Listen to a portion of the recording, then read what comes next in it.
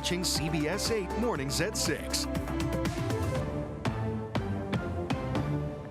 And we begin with a weather impact alert as a heat wave arrives today. Thanks for joining us here at 6 a.m., everyone. I'm Eric Connert. And I'm Chris Crow. We are going to have team coverage here this morning. CBS 8's Regina Yarita is live with some safety reminders. But first, let's get right to meteorologist Evan Irani for a check on the forecast. Evan? Hey, good morning. Yeah, it's another hot one out across San Diego County. If you've been anywhere inland, you've probably already noticed how hot those temperatures have gotten over the last couple of days. But this afternoon is where we kick things into high gear. 94 on average across our inland valleys, 94 for the mountains, and 113 for the deserts. People will be heading west to the coast where temperatures will be mostly in the upper 70s this afternoon. Still a notable climb from yesterday's temperatures. Overnight, we haven't even cooled down below 70 degrees out at Mount Laguna. Palomar Mountain at 71 overnight. We're seeing coastal temperatures mostly in the low to mid 60s, which again still doesn't bring as much relief as we'd like. Our forecast highs are expected to be between about 5 and 7 degrees above normal across our inland valleys. Out by the water, 2 degrees warmer than normal, which puts that high at about 79 degrees in downtown San Diego. Ramona at 97, just 3 degrees away from triple-digit heat, and Borrego Springs at 113. Today is not even the hottest day. We still climb into tomorrow, which we'll have more details on in just a bit. But we do want to send things out to CBS 8's Regina Yarita. She's live at Cowles Mountain with some important reminders. If you're thinking of going hiking today, Regina, maybe today's not the best day for people to start getting into hiking, right? Yeah, definitely, Evan. And maybe if you want to, how about you do it right now? So if you're waking up this morning, we're actually here at Cowles Mountain. The parking lot here is packed. So people are coming at this hour because they know that they're going to start to notice those scorching temperatures. And so this is a good time if you do want to get that morning walk in. But as Evan mentioned, right, we know that the National Weather Service has issued a heat advisory for San Diego County valleys and mountains and an extreme heat warning for San Diego County deserts this week. The advisories and warnings will take effect this morning and expires Friday evening. So there's a couple things to remember and keep in mind with these types of temperatures.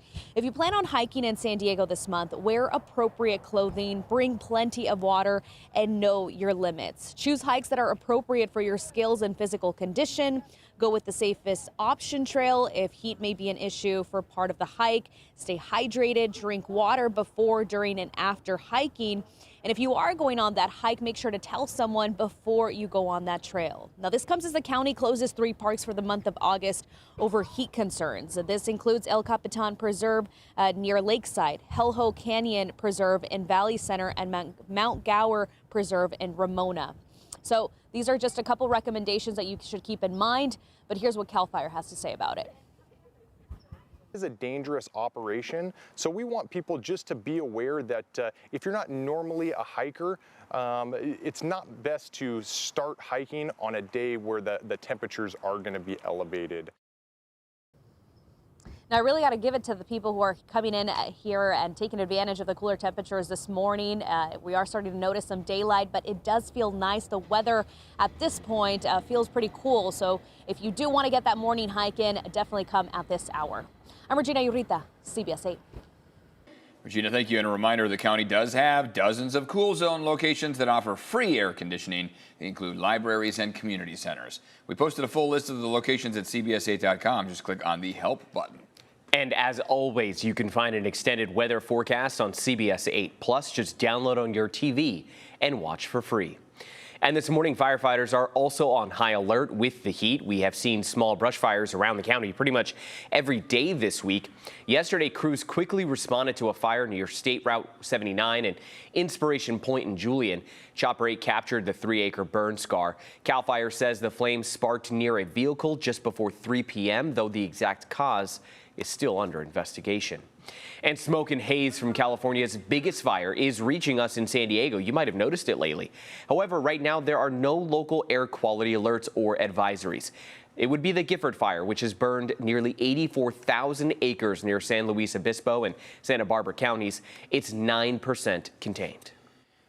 Today, the man accused of a fatal shooting in the gas lamp is expected to make his first court appearance. Police say Brian Tyner shot a man after a physical altercation Sunday night, and that the victim and suspect did not know each other.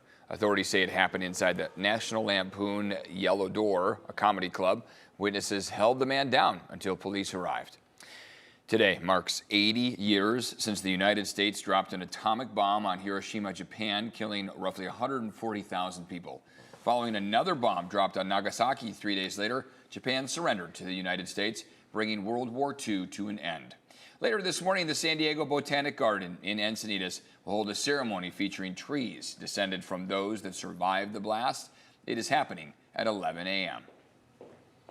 And of course, our top story here today is going to be the heat and just how we're all going to sort of bear it, if you will, right? And it's going to come on quickly, right? Yeah, by the time we get to 9 a.m. in many cases, we'll be seeing our inland valleys in a much warmer range. By the time we get to 11, we will likely start to see a couple 90s, which is just wild to say that 11 a.m. when our peak temperatures come at 2 to 3 p.m., that 11 a.m. could be bringing 90s. But it is the case. It was the case yesterday, and we're only warming up from here. One thing that is noticeable this morning is that we don't have much of a marine layer present, which means that coastal temperatures are going to be allowed to warm up into the warmer range than yesterday. Clouds along the coast tend to help to keep things more mild in the morning and stop our temperatures from warming up to their full potential. But with that lack of marine layer clouds, that means that even the coastline is up for grabs in terms of seeing some 80s this afternoon. Take a look at the last 2 weeks in Ramona. It has been consistent 90s for at least the past week.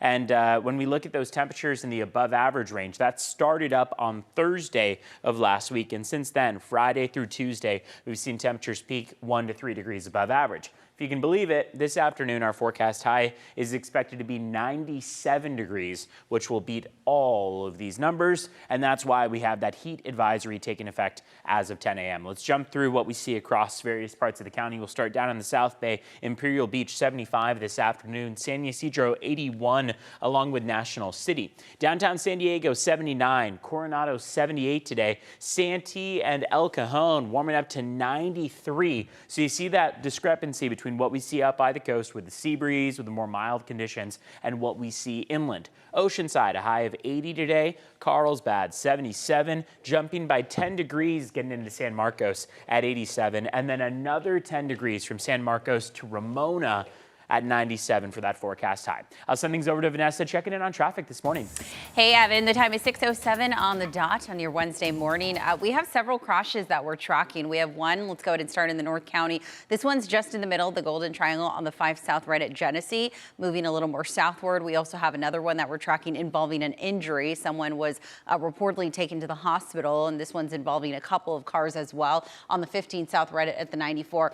And this one is going to plug things up in a major way coming out of the South Bay. So if you're listening in and you live in, let's say, San Ysidro, IB, Chula Vista, National City, and you take the 805, you may want to leave time for travel or maybe opt for the 5 as an alternate route. We have the fast lanes blocked. It's a 3 to 4 car crash right at Imperial. This is typically a stretch of slowing for this time of the morning, but you can expect those numbers to climb as far as the total drive times because of that crash. All right, let's go ahead and give you a live look outside. This is the 5 in both directions. So far, so good on the 5. It's the 805 that we're most concerned about due to that multiple car crash. And then this is the 5 in both directions right at Oceanside Boulevard in the North County. So let's go ahead and pull up your travel times, about 10 to nearly 30 minutes right now coming inbound from the North County. So far, so good on both the 5 and the 15, as well as all of those drives headed westbound, anywhere between 5 to 7 minutes total to get you in from the 94, the 8, or in from Santee this morning.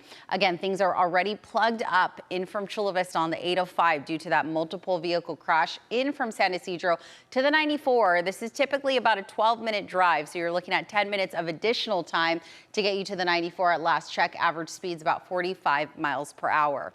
All right, and let's go ahead and quickly take a look at your border wait times and see what we're working with. Close to about 2 hours inbound from the San Ysidro Port of Entry, and about an hour and a half or so if you're heading inbound from Otay Mesa's Port of Entry.